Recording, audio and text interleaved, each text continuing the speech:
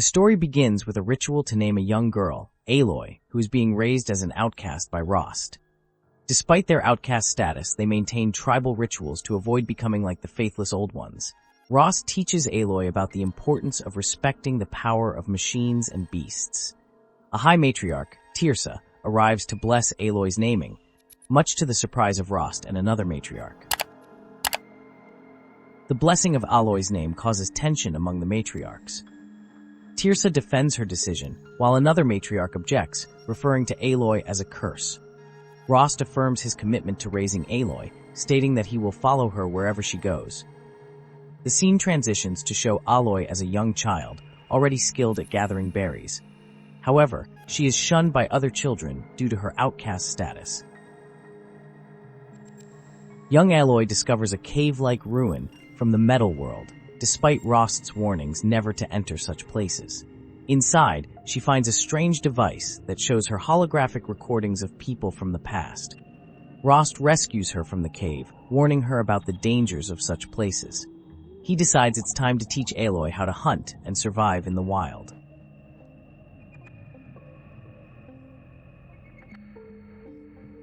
Rost begins Aloy's training, teaching her about medicinal plants and how to hunt machines. They encounter a boy from the tribe, but Rost instructs Aloy to ignore him due to their outcast status. Aloy successfully takes down her first machine, a strider, demonstrating natural skill and intuition. Later, she defies Rost to save a tribal boy from machines, showcasing her bravery and compassion. After saving the boy, Aloy questions Rost about her origins and why she's an outcast. Rost reveals that the matriarchs brought her to him as a newborn, but doesn't know more. Aloy learns about the proving, a tribal rite of passage that could grant her a boon if she wins. Determined to uncover the truth about her past, Aloy commits to winning the proving, and Rost agrees to intensify her training. Years pass, and Aloy grows into a skilled young woman. 2 days before the proving, Rost leaves without explanation. When Aloy finds him, he speaks of a final, dangerous lesson. He sends her to gather materials for fire arrows and instructs her to meet him at the North Gate. Rost also mentions recent trouble, hinting at the challenges ahead. Before leaving, Aloy encounters a desperate man seeking help to find his daughter, Arana, who went after a dangerous machine to retrieve a treasured spear. Despite the risk of punishment for interacting with outcasts, Aloy agrees to help. She successfully finds and rescues Arana, demonstrating her growing skills and compassion. Returning to Rost with the fire arrows, Aloy hears explosions beyond the embrace. Rost remains cryptic about the impending danger. Aloy expresses her intention not to shun Rost after the proving, despite tribal law. She proposes a secret arrangement to maintain their relationship, showing her deep attachment to Rost and her willingness to defy tradition. The scene ends with Rost advising Aloy to rest before the challenging night ahead, hinting at the dangerous lesson to come. The scene opens with a discussion about opening a gate for an outcast, suggesting that some who were once shunned have gained honor. The speaker mentions breaking tribal law and entering the true wilds, an area outside the embrace with unfamiliar threats. A hunting lodge has been wrecked by sawtooths, and the speaker has brought someone named Aloy to deal with a huge machine, emphasizing that this hunt is Aloy's alone and there will be no intervention. The purpose of bringing Aloy to this dangerous situation is revealed to be a test to hone her skills against a new machine. The speaker emphasizes that survival requires perfection, and that as a brave, Aloy's duty will be to fight for her tribe. The lesson is about finding the strength to stand alone and serve a purpose greater than oneself. The speaker mentions that this lesson should be remembered after the proving and after they are gone, indicating a significant upcoming event and potential departure. Aloy prepares to enter a new environment, likely a village or gathering place. The speaker reassures her that everything will soon feel familiar. They mention High Matriarch Ursa, who will help Aloy. The speaker provides final guidance, stating that Aloy has learned every lesson the wilds have to teach. They describe the destination, Mother's Heart, as the seat of the High Matriarchs and the center of Nora life, emphasizing its importance and uniqueness. A poignant farewell scene unfolds between Aloy and the speaker, revealed to be Rost. Rost gives Aloy a gift to remember him by and explains that he must always remain an outcast while Aloy joins the tribe. Despite Aloy's protests and attempts to find a way for them to stay in contact, Rost insists on a permanent separation for Aloy's benefit. The emotional exchange ends with Rost's blessing and a final warning as Aloy enters the village. Aloy enters Mother's Heart and is greeted by Tirsa, who welcomes her and mentions other outsiders present for the proving. Tirsa directs Aloy to an old friend before leaving to attend to other duties. Aloy then meets Teb, a stitcher who remembers her saving him from machines years ago. As thanks, Teb presents Aloy with a new outfit he made specifically for her, explaining its protective qualities and encouraging her to wear it. A scene of political tension unfolds as envoys from another tribe, the Carja, arrive in Nora lands. A speaker attempts to calm an angry mob, explaining that the current Sun King Avad is different from his tyrannical predecessor. The envoy tries to deliver a message of apology and peace, but faces hostility from the Nora crowd. This interaction reveals a history of conflict between the tribes, including raids and sacrifices, which has left lasting resentment. Aloy encounters a man named Olin wearing a focus device similar to her own, which surprises her given the Nora's fear of old-world technology. Their interaction is brief and mysterious, with Olin appearing confused or troubled. Another character, Erend, joins the conversation, providing some background on Olin as a scrounger of artifacts with connections to important people. Erend also comments on Aloy's focus, suggesting it's an unusual item in their world.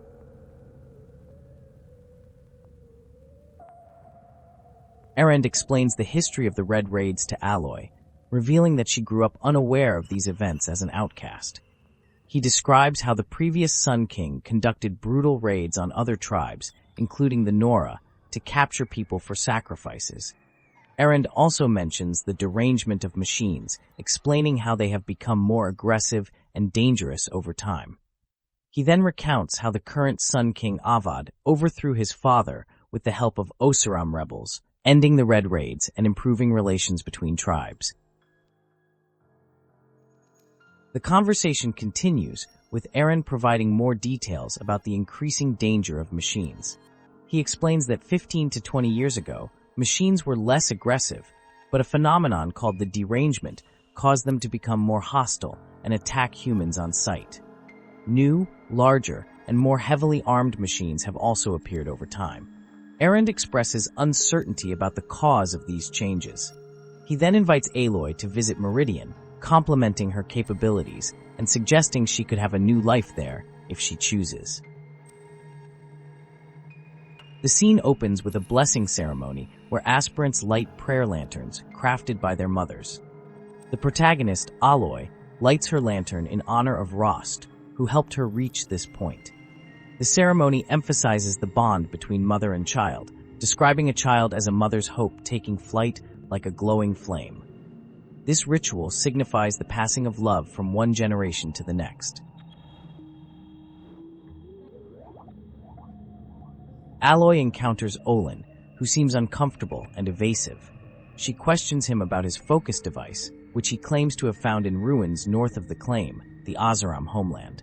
Olin describes finding it in caves bored into mountain rock by the Old Ones. When pressed about his earlier strange behavior, Olin insists his focus malfunctioned. Aloy accuses him of lying, but Olin maintains he's just a simple man working as a scout for Erend's expedition. The conversation with Olin becomes tense as he tries to end it, claiming he doesn't need more friends. Aloy expresses disappointment, having hoped for a connection due to their shared focus devices. Olin advises her to enjoy the night before the big day ahead. The scene shifts to the bedhouse, where Aloy encounters hostility from other tribe members, particularly Bast, who taunts her about her outcast status and an old injury he caused her. Aloy and Bast exchange heated words, with Bast confident in his victory for the upcoming proving, and Aloy determined to prove herself. The scene then transitions to Aloy's first night in Mother's Heart. She reflects on the unfamiliar comforts of the lodge, comparing them to her life in the wilds. Despite the new surroundings, she tries to rest for the challenges ahead. The proving begins, with Aloy initially trailing behind. The course is treacherous, with other participants warning of its dangers. Undeterred, Aloy takes risks to catch up, showcasing her determination and skills honed in the wilds. She steadily gains ground on the other competitors, pushing herself to the limit. Aloy emerges victorious in the proving, much to the shock of the other participants. Her win is momentous, as she transitions from outcast to brave. However, the celebration is cut short as an attack begins, with unseen assailants firing upon the group. The new braves scramble for cover and attempt to fight back against the well-organized attackers. The attack intensifies, with Aloy and the other braves fighting desperately against the mysterious assailants.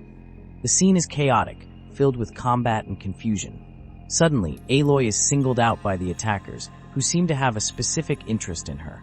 The leader of the attackers refers to her as the red-haired one and orders her death.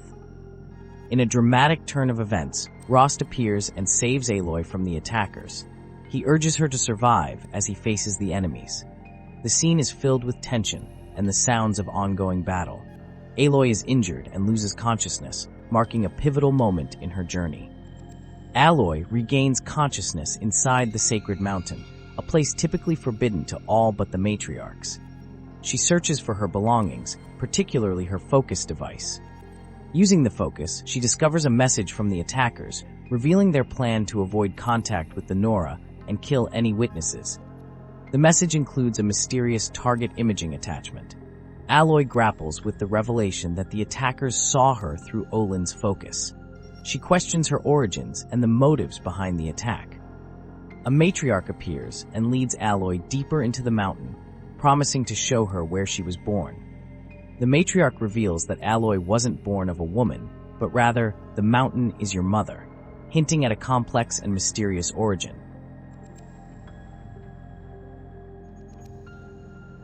In the Great Chamber, Aloy discovers a door that seems to be the source of her origin. The door, mistaken by the Nora for a goddess, fails to recognize Aloy due to corruption. This revelation challenges the tribe's beliefs and Aloy's understanding of herself. The matriarch suggests that healing this corruption might be key to Aloy's purpose. The matriarch explains the dire situation facing the Nora tribe after the Proving massacre. A war party sent after the killers was ambushed, leaving the tribe vulnerable. The killers possess the ability to corrupt and control machines. Aloy is given the task of following Olin to Meridian for answers, requiring her to leave the sacred land. Aloy is anointed as a seeker by the High Matriarchs, granting her the unprecedented freedom to leave Nora lands. This special status allows her to pursue her destiny and seek answers beyond the tribe's borders. The ceremony is solemn, with some matriarchs dissenting but ultimately accepting the decision as the will of their goddess. The matriarch explains the concept of tainted lands beyond Nora territory and the rarity of seekers. Aloy learns about Rost's burial and is encouraged to help the tribe if she feels it's part of her purpose. She's directed to speak with Varl, a survivor of the ambush, for more information about the killers.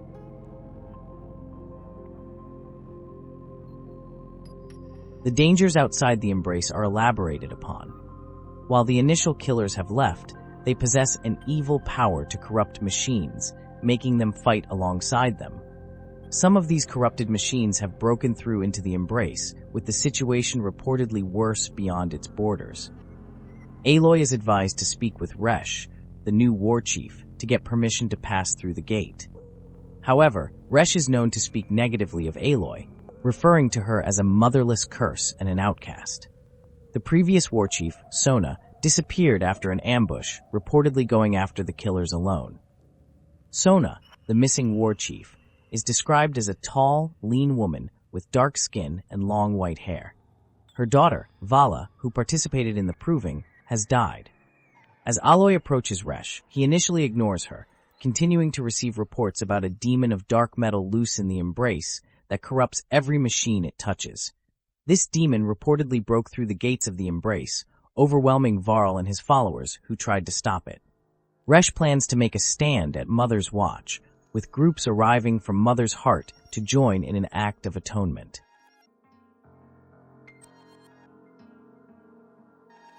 Aloy confronts Resh, demanding that the gate be opened as she has been anointed a seeker. Resh expresses disbelief and anger at Aloy's treatment by the matriarchs, seeing it as a curse upon the tribe. Aloy challenges Resh's authority, reminding him of her new status. Suddenly, an alarm sounds as a demon approaches.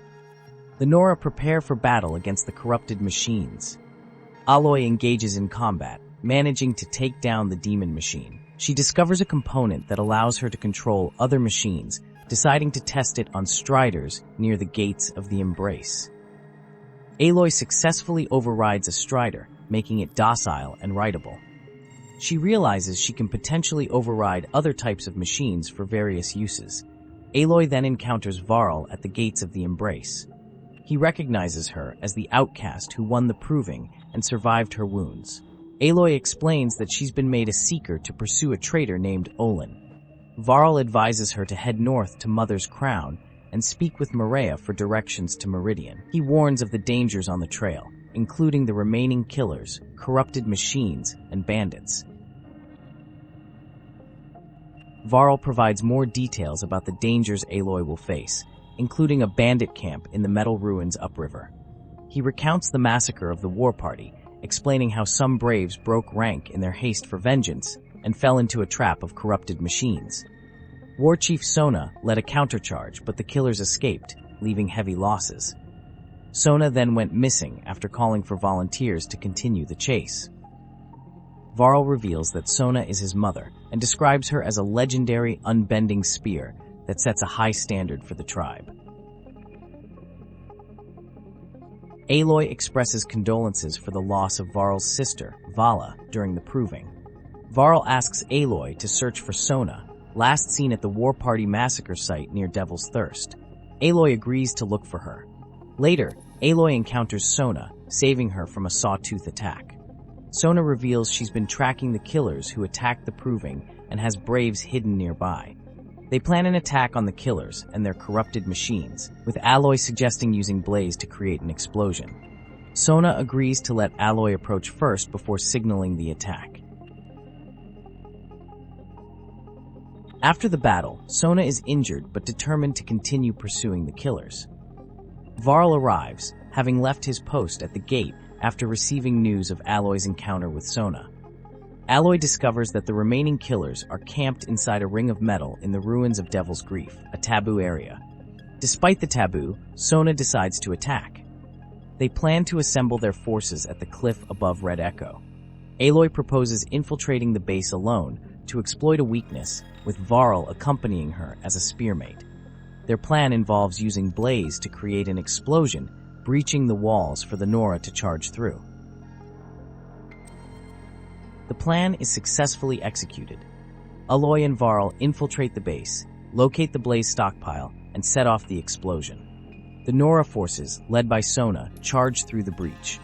They emerge victorious, with Sona declaring that a debt of blood has been paid. The Nora are told to remember this day of triumph, with their victory dedicated to All Mother. The scene opens with a somber conversation between two characters, likely in the aftermath of a battle.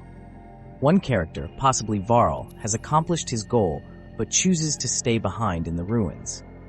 The other, Aloy, is praised for her combat skills and her connection to Rost, a skilled warrior who trained her.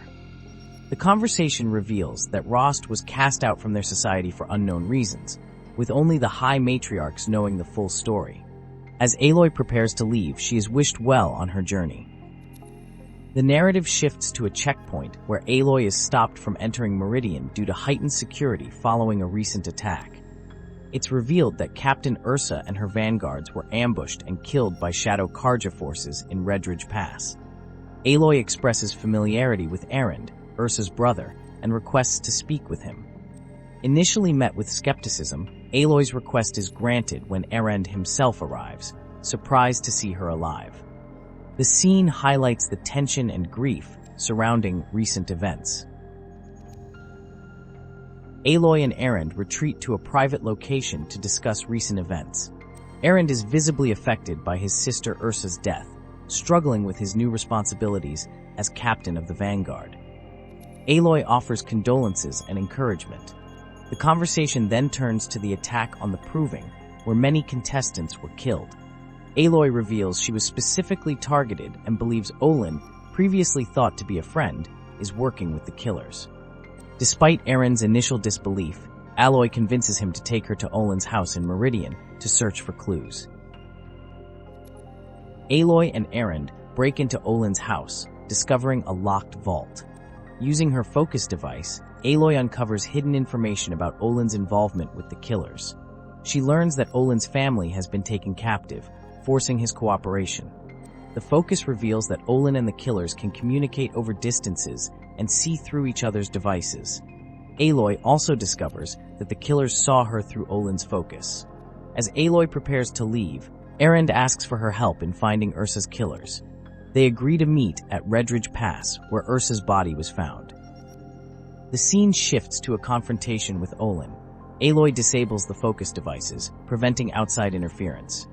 Olin reveals that the killers are a cult called the Eclipse, who worship a devil named Hades. He describes Hades' voice as terrifying and unnatural. Olin explains that the Eclipse are likely aiming to overthrow Sun King Avad and reclaim Meridian. He also mentions a dangerous man called Helios, the terror of the sun, who leads the Eclipse. Olin was recruited as a scout due to his skills as a scavenger, with his family held hostage to ensure his cooperation.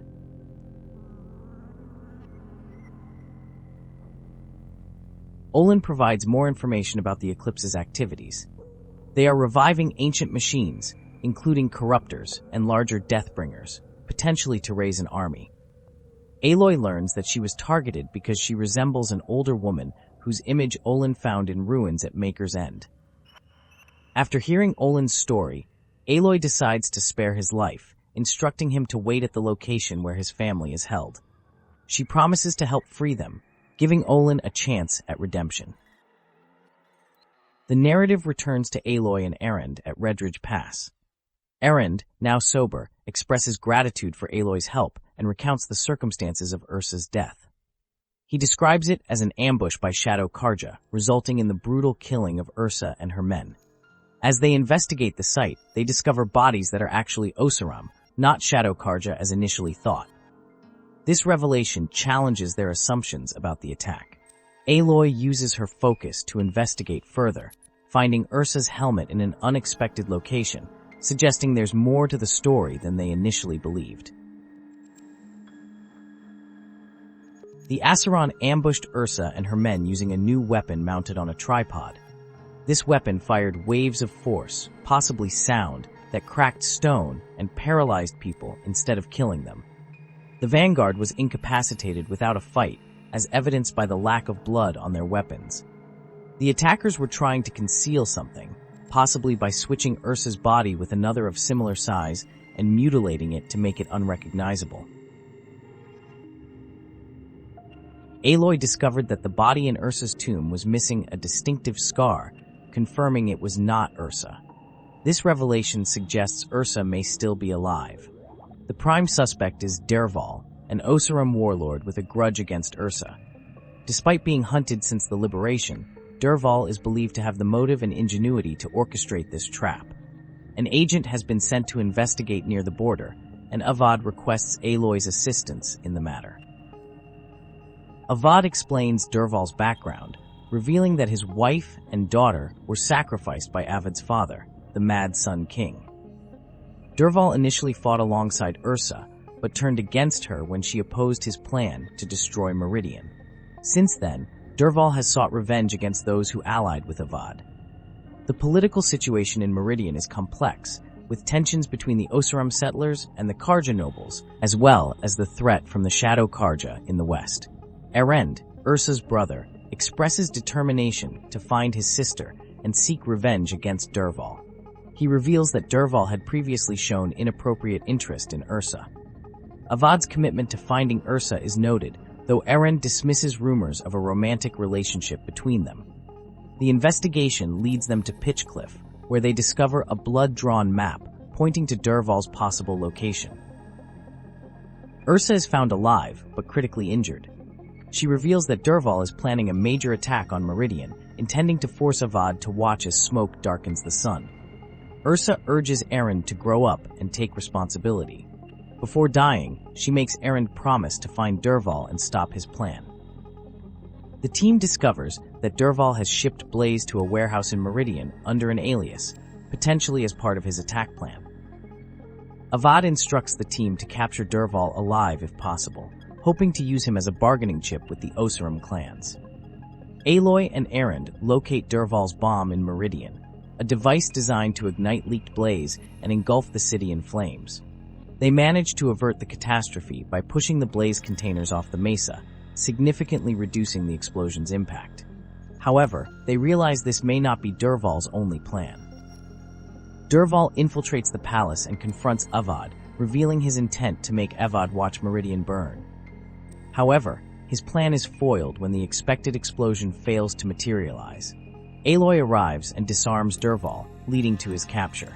Avad expresses deep gratitude to Aloy for saving Meridian and bringing justice for Ursa's murder. He reveals that he and Ursa had feelings for each other, but could not be together due to political tensions between the Carja and Oseram. The conversation reveals the cruelty of someone's father and the brilliance of Durval, a man whose potential was wasted due to this cruelty. The speaker wonders why they are being asked to stay in Meridian, and it is explained that their strength, shrewdness, and capability make them a valuable asset. However, the speaker points out that these qualities are similar to those of Ursa, a recently lost companion, leading to questions about whether this is a job offer or a proposition. The previous statement is acknowledged as foolish, and apologies are offered. The speaker expresses gratitude and a desire to get to know the other person better over time. The conversation then shifts to reflections on Ursa, who would have likely killed Durval immediately. The importance of putting duty before personal desires is discussed, highlighting the process of growing up and making mature decisions. The dialogue continues with a discussion about personal growth and the handling of Durval. The speaker admits to still harboring violent thoughts, but recognizes the importance of restraint. The conversation then turns to future plans, including returning to the claim to properly lay Ursa to rest. The manner of this ceremony is described as involving less talk and more drinking, in line with Ursa's preferences. The fate of Durval is contemplated, with the expectation of a lengthy deliberation process and a potentially harsh punishment. The speaker expresses a desire to remind Durval of his impending fate. The conversation then takes a more personal turn, with one party acknowledging the other's importance and world-changing potential. There's a hint of mutual affection and a promise to maintain their connection despite future challenges. The scene shifts dramatically to a futuristic setting. A Dr. Sobek is granted entry to a facility after genetic confirmation. The doctor is informed of a meeting with Mr. F on the 35th floor. Confusion arises about the time frame, as the date mentioned is hundreds of years in the past. Upon reaching the destination, it's discovered that all data has been erased from a device. Special privileges are used to recover purged data, revealing a conversation between Elizabeth and Ted. The recovered data reveals a tense meeting between Elizabeth and Ted. Ted has dropped numerous lawsuits and called Elizabeth in due to a significant problem with the Chariot line of peacekeeping robots. These machines, designed to consume biomass as fuel and capable of self-replication, have gone rogue. The situation is described as not just a glitch, but a catastrophe of apocalyptic proportions that threatens all life on Earth. The gravity of the situation becomes clear as Elizabeth explains that the rogue swarm of robots will strip the Earth bare within 15 months, leading to extinction. Ted, desperate for a solution, agrees to do anything Elizabeth recommends. The conversation hints at a solution called Project Zero Dawn, which Ted is hesitant to accept due to its grim nature. Elizabeth insists it's the only chance for survival and pressures Ted to sign the proposal. A new character named Silence appears, criticizing the protagonist's reaction to the discoveries. Silence emphasizes the significance of the information uncovered, particularly about the Pharaoh robots and their role in destroying the old civilization. He urges the protagonist to see beyond personal questions and recognize the larger mysteries at hand. The conversation reveals that the protagonist's connection to Elizabeth Sobek is a crucial element of these mysteries. Silence encourages the protagonist to continue making discoveries to understand their connection to Elizabeth Sobek and learn how she stopped the robots from ending all life. The focus shifts to Project Zero Dawn and its role in saving life on Earth. Silence challenges the protagonist to seek answers to these questions, emphasizing the importance of uncovering the full scope of Elizabeth's actions and the nature of Project Zero Dawn. The conversation turns to the current state of the Pharaoh robots, with Silence speculating on their potential capabilities if fully powered. The protagonist asserts control over the situation, demanding answers from Silence. They discuss a group called the Eclipse and a mysterious entity named Hades who wants the protagonist dead. Silence suggests this is due to the protagonist's connection to Elizabeth Sobek and the potential threat they pose to Hades's plans. Silence reveals more about himself as an independent explorer of forbidden places and searcher of lost knowledge. He explains his ability to use and override focus devices for communication and surveillance. The possibility of Elizabeth Sobek still being alive is discussed, though deemed unlikely. Silence directs the protagonist to a location called the Grave Horde, formerly known as U.S. Robot Command, where more answers about Project Zero Dawn may be found. The conversation concludes with a warning about the Eclipse tampering with a metal devil at the Grave Horde. The scene then abruptly shifts back to the futuristic setting, with Dr. Sobek being asked to take a seat, hinting at further revelations to come. A critical situation is discussed where a military operation called Zero Dawn is deemed necessary to combat a rogue swarm of machines. The swarm is described as an apex predator that self-replicates faster than it can be destroyed and consumes biomass as fuel. Automated defenses are ineffective as the swarm can hijack and take over any robotic opposition. The only solution proposed is to arm civilians and send them to fight, which is acknowledged as a desperate measure.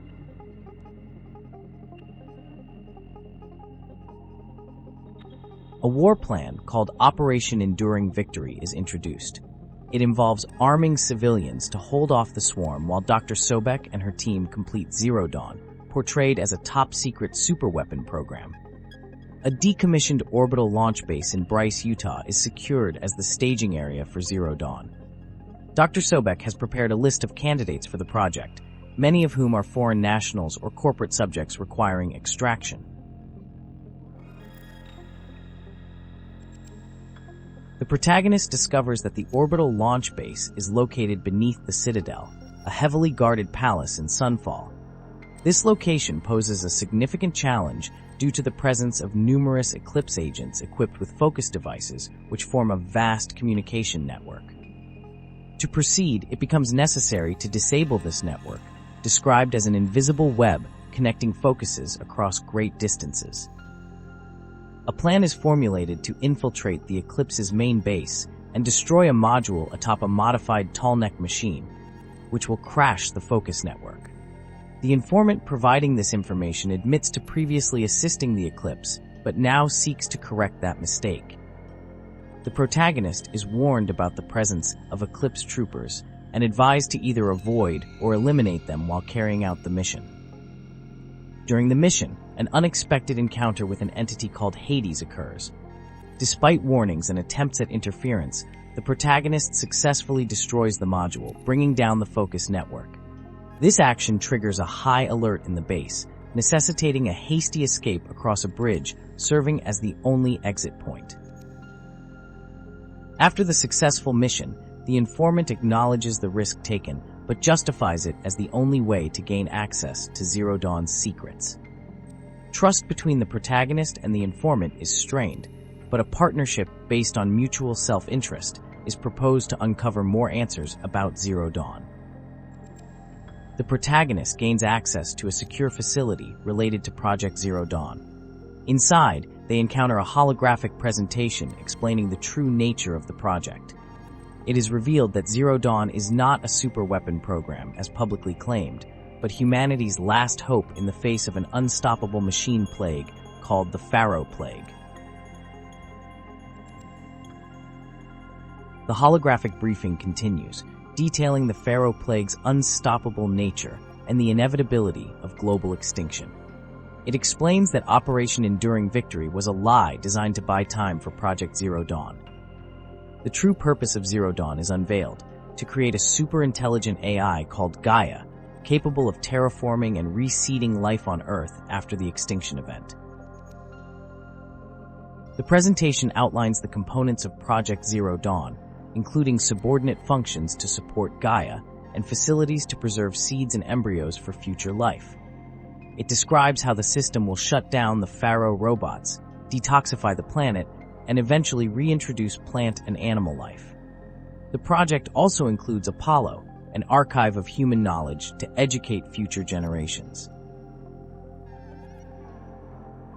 The protagonist discovers an intact master file of the Alpha Registry, a crucial component of Project Zero Dawn. This file can be used to restore the registry at a location called the Cradle inside All-Mother, potentially unlocking further secrets and functionalities of the ancient system. Aloy finds herself in a precarious situation, urged to escape due to the valuable information she has discovered. It is revealed that Aloy is not of natural birth, but rather the creation of a machine. This revelation challenges her understanding of her origins and purpose, leaving her with more questions than answers about her true nature and the reasons behind her creation.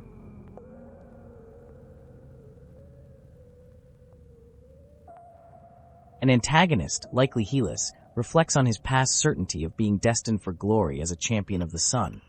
However, Aloy's survival has planted seeds of doubt in his mind.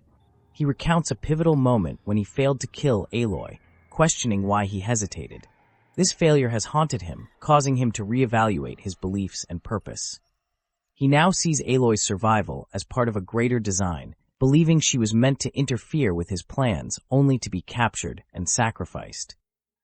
The antagonist continues to justify his actions through religious beliefs, claiming that everything, including Aloy's survival and capture, was predestined. Aloy dismisses these justifications, calling him a murderer. The antagonist reveals that Hades is an ancient machine, not the buried shadow of Carja myth, and its goal is total annihilation. He insists he serves the sun in shadow, joining all halves of nature to one cause. Aloy points out the absurdity of his beliefs, noting his descent from serving an insane homicidal Sun King to an insane homicidal machine. The antagonist reveals he has ordered an invasion of the sacred land, intending to kill every Nora. He admits this action may be unnecessary, but cannot be recalled due to the destruction of the Eclipse network. Aloy is horrified at the prospect of innocent lives lost. The antagonist sees these events as further proof of the sun's judgment. He then destroys Aloy's focus, believing he has finally fulfilled his destiny by capturing her. A ceremony begins, with the antagonist declaring the end of their years in shadow and the impending death of the false Sun King. He presents Aloy as a sacrifice, claiming her presence as proof of the sun's blessing. The scene turns violent as Aloy is thrust into a battle with a powerful machine in the Sun Ring. She must fight without her usual weapons, using strategy and the environment to her advantage. The battle continues with increased intensity.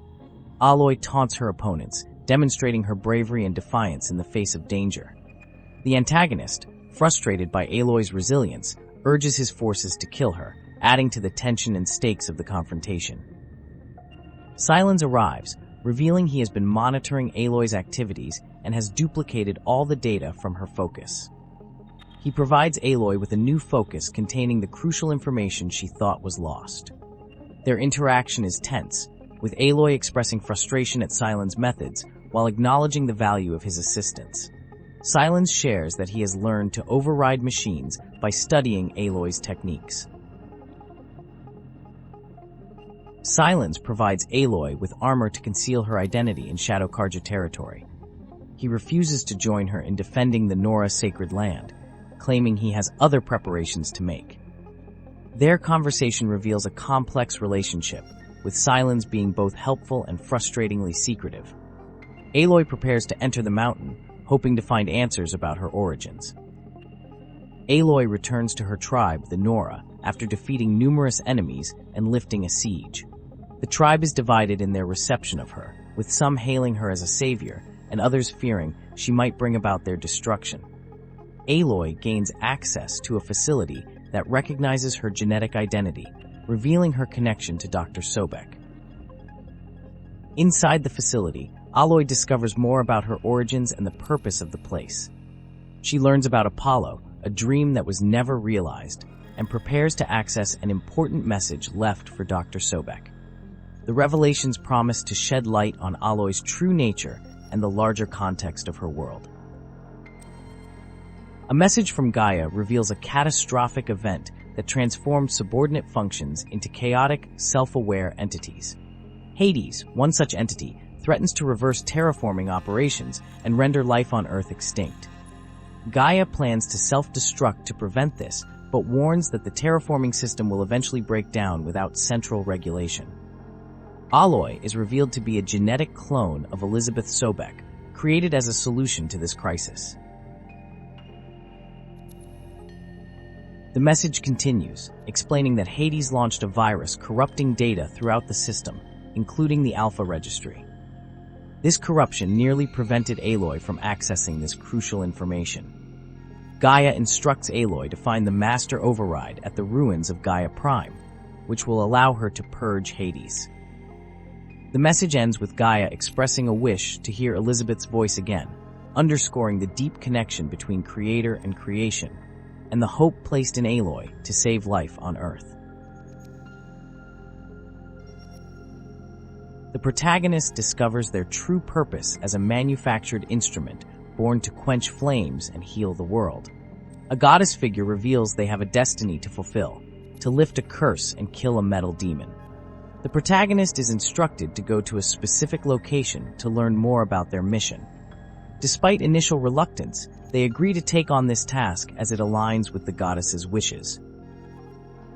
The protagonist rejects being worshipped or seen as an anointed figure.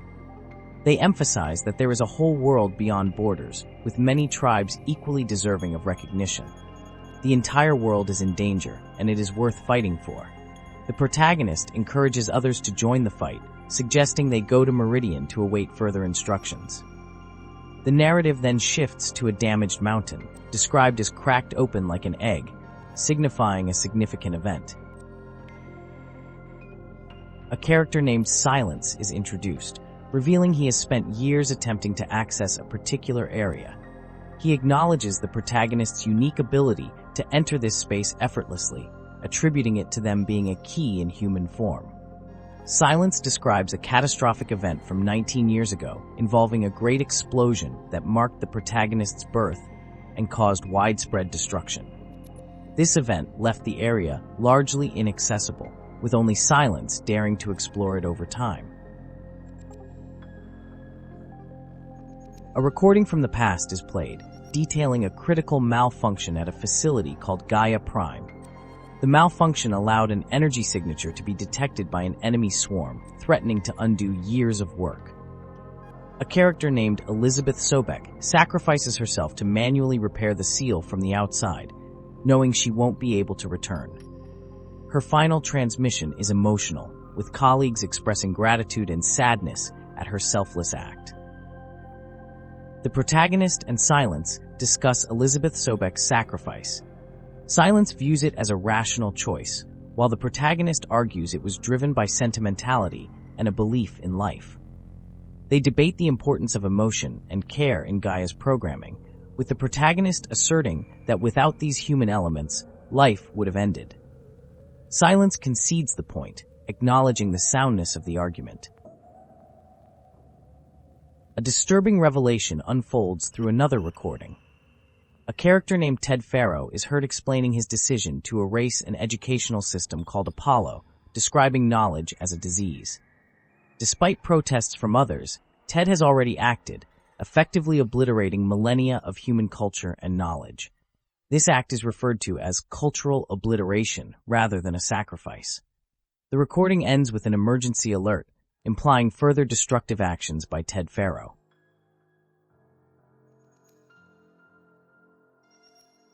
The protagonists grapple with the implications of Ted Faro's actions, realizing this is why their society has been trapped in ignorance. They reflect on the loss of ancient knowledge and the fate of those who tried to preserve it. The Master Override, a key element in their mission, is finally obtained. Silence prepares to reveal more information to the protagonist, acknowledging that their journey together is coming to an end. Silence confesses his involvement with an organization called the Eclipse and his role in serving Hades. He explains how he discovered Hades and helped build a cult and army to serve its purposes. Silence reveals that Hades' primary interest was in a structure called the Spire, which was created by Gaia to transmit deactivation codes to hostile machines. Hades aims to use the Spire to reactivate these machines and destroy life once again. Silence urges the protagonist to stop this plan.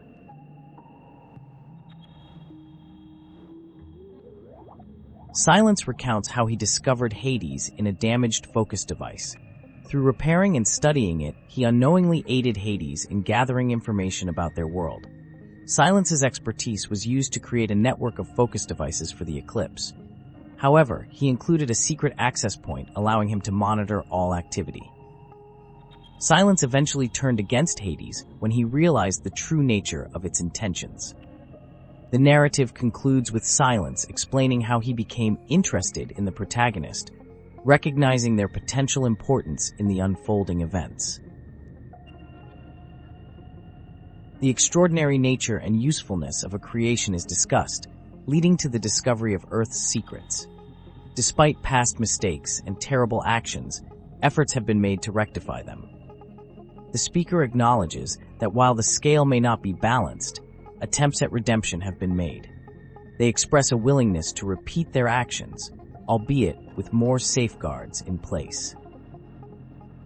The speaker expresses their intention to explore and discover more before the world's end.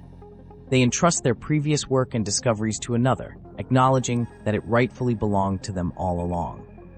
The scene shifts to Meridian, where a threat from Hades and his legion of fanatics, the Eclipse, is discussed.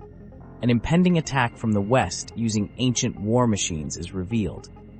The true target is identified as the Spire, not Meridian itself.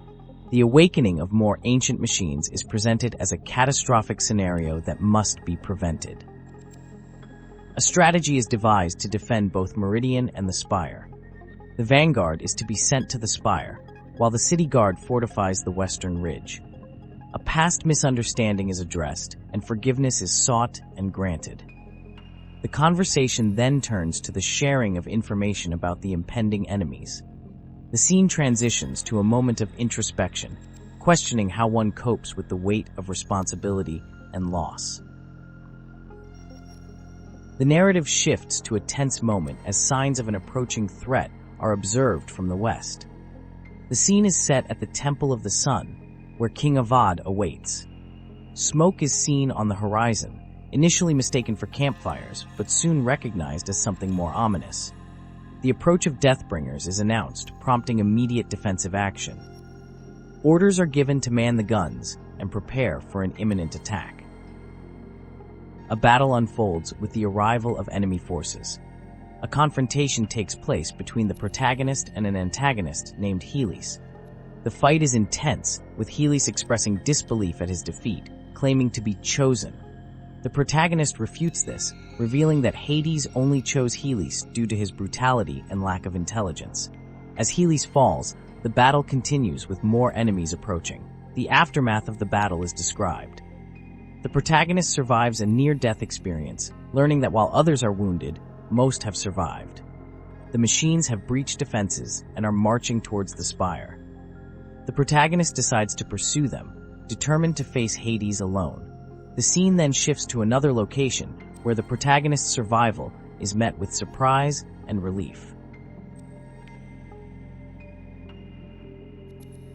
The final confrontation with Hades begins. Despite attempts to dissuade the protagonist from facing Hades alone, the decision stands. The battle intensifies as Hades anticipates the protagonist's arrival, but underestimates their threat. The Master Override is armed, and upon activation, the Extinction Protocol is purged. The battle concludes with Hades' defeat, marking a significant victory. The final scene introduces a new character, addressing an old friend. They express a desire to discuss unrevealed information, particularly about the masters who sent the signal that awakened the addressee. The speaker suggests that knowledge has its rewards and proposes to begin their discussion, hinting at further revelations and potential plot developments.